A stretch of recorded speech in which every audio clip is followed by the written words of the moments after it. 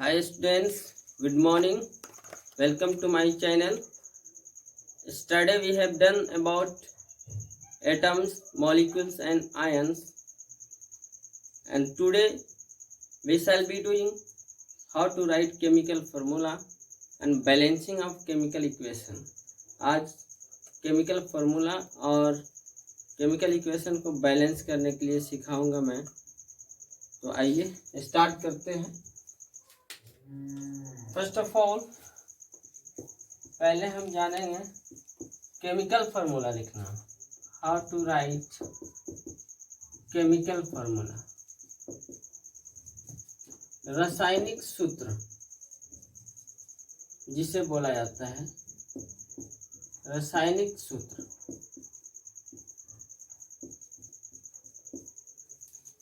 जैसे आपसे कोई पूछ देगा कि एल्युमिनियम ऑक्साइड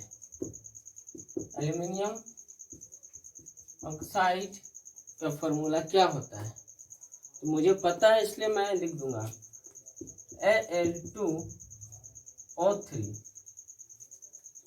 ये कैसे आता है वो देख ले। एल्युमिनियम का सिंबल होता है Al, ये है सिंबल। एल्युमिनियम का सिंबल Al, ऑक्साइड का सिंबल O। जैसा कि मैंने कल की क्लास में करवाया था, ये है वैलेंसी भी मैंने लिखवाया था। एल्युमिनियम का वैलेंसी 3, ऑक्साइड का वैलेंसी 2। इसका वैलेंसी इसके पे और इसका वैलेंसी इसके पास चला जाता है, तो ये क्या मिलने वाला है आपका Al2O3। नेक्स्ट है आपका मैग्नीशियम ऑक्साइड और मैग्नीशियम सल्फेट।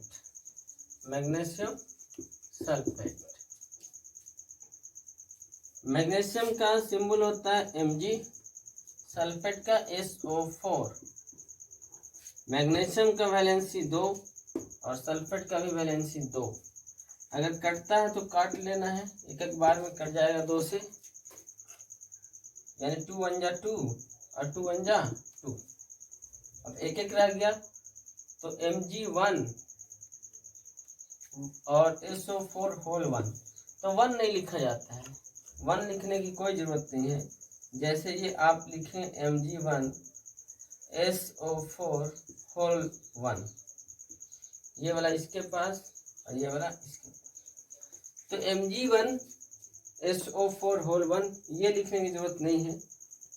जब एक रहता है तो एक नहीं लिखाता है, इसलिए एक ना लिखे, डायरेक्ट लिखेंगे इसका फॉर्मूला। तो इसका डायरेक्ट फॉर्मूला होगा, डायरेक्ट ये लिखा जाएगा MgSO4। इसमें लिखने की जरूरत नहीं है, 1 लिखने की जरूरत नहीं है। तो ये है मैग्नीशियम सल्फेट का फॉर्मूला MgSO4। इसीलिए मैं कल के ही क्लास में बताया था कि एलिमेंट्स का नाम 1 से 30 तक के, हाइड्रोजन से जिंक तक। उसके बाद रेडिकल्स मीन्स आयन और मतलब कि रेडिकल्स के वैलेंसी, रेडिकल्स का फॉर्मूला, ये सारा चीज आपको याद रहना चाहिए। आप देख लेंगे, पिछले क्लास में मैं करवाया था, वहां से आप नोट्स तैयार करें और उसे देखते रहें, याद करते रहें।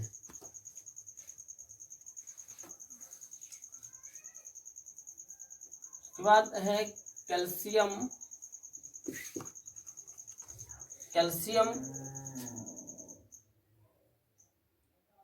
फॉस्फेट।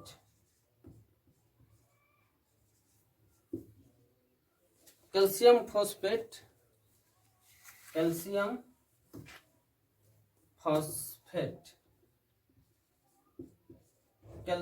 फॉस्फेट इसका फॉर्मूला होता है Ca3PO4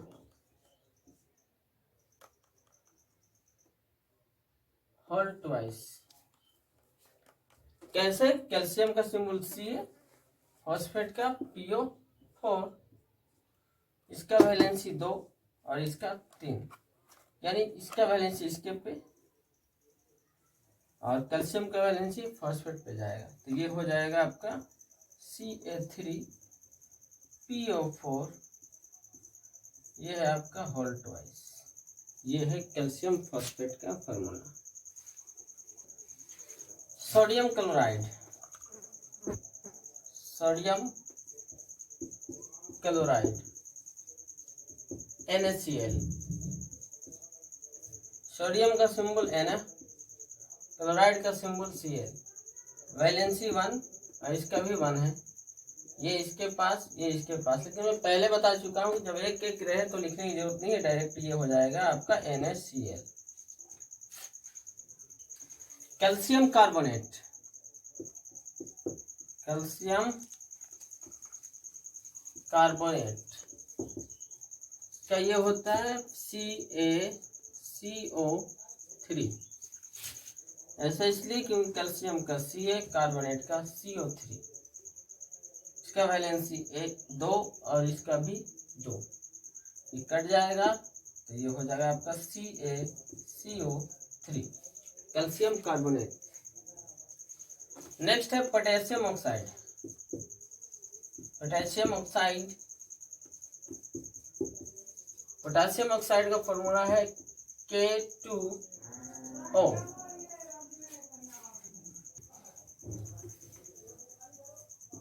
पोटेशियम ऑक्साइड K2O, ऐसा इसलिए क्योंकि पोटेशियम का सिंबल K, ऑक्साइड का वो, इसका वैलेंसी 1 और इसका 2, it will be K2O1।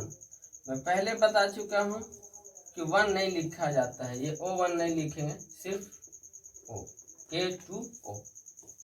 Barium chloride, barium chloride, अगर इसका कोई फॉर्मूला पूछ दे तो कैसे लिखेंगे?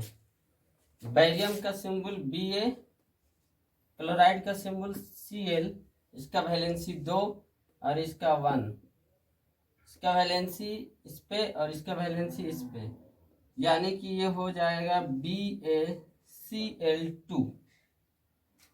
Ba पे 1 नहीं लिखना, 1 लिखने की जरूरत है ही नहीं। BaCl2 barium chloride, BaCl2। Potassium dichromate, potassium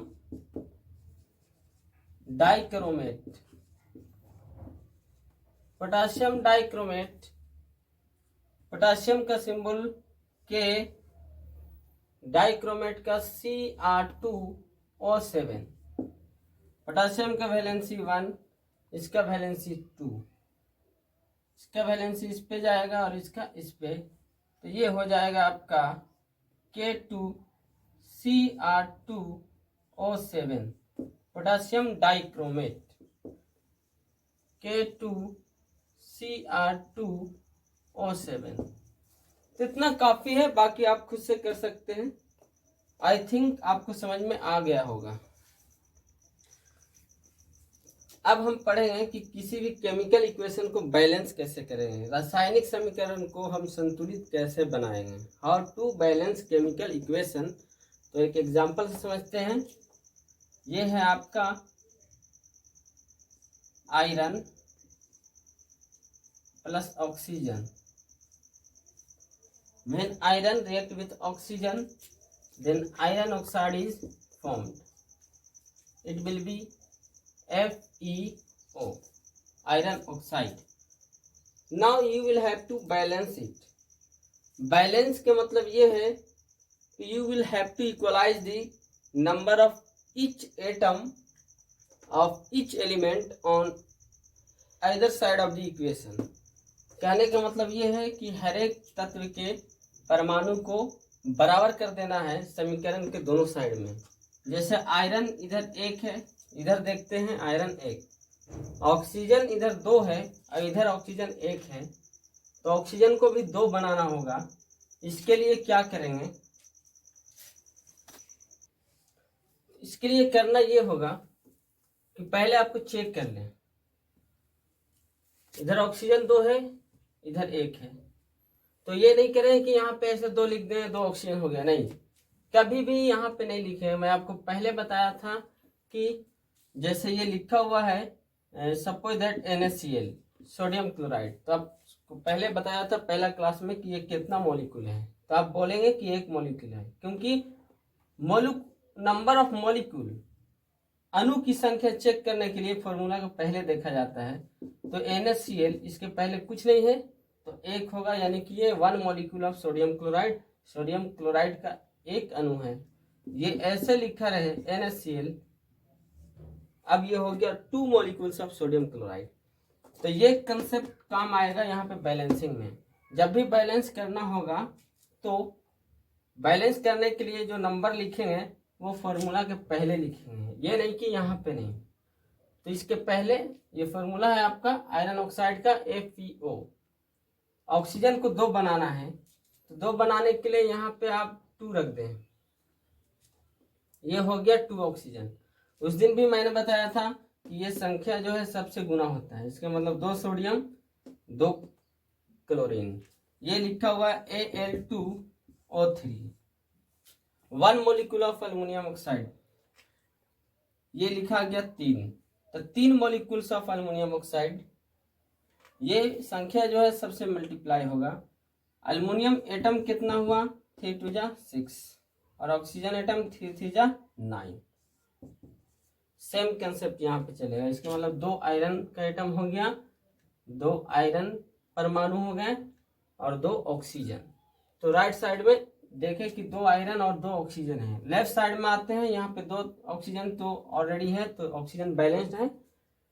iron 2 हो गया इधर में 1 आयरन, तो यहाँ पे 2 लिख देंगे, 2 आयरन हो गया, इधर भी 2 आयरन, ऑक्सीजन 2, इधर भी ऑक्सीजन 2।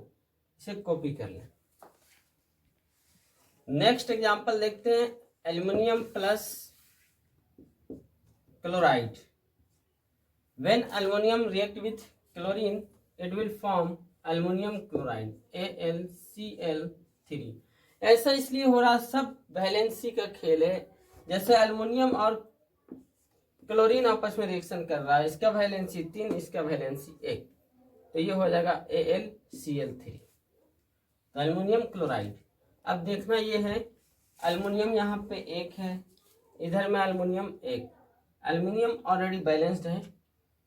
क्लोरीन 2 है, क्लोरीन 3 है इधर, तो क्लोरीन को बैलेंस करना है पहले। अब 2 और 3 है, 2 और 3 को प्राइम है, तो जब भी 2 और 3 को प्राइम रहे या प्राइम नंबर रहे तो इसको बैलेंस करने के लिए ये दोनों का एलसीएम ले लेना आप, 3 2 जा 6। अब मतलब दोनों तरफ क्लोरीन को बराबर कर लेना, 6 कर लेना है। तो यहाँ पे क्लोरीन 3 है, तो ऐसा नहीं करेंगे कि यहाँ 3 से गुना कर लेंगे 6 हो जाए, ये गलत है। मैं पहले बता रहा हूँ कि जब भी कोई भी संख्या, कोई भी नंबर बैठाना होता है तो फॉर्मूला के पहले बैठाना होता है, इसके पहले बैठा है, ये नहीं कि इधर नहीं, यहाँ ऐसे गुना नहीं करेंगे।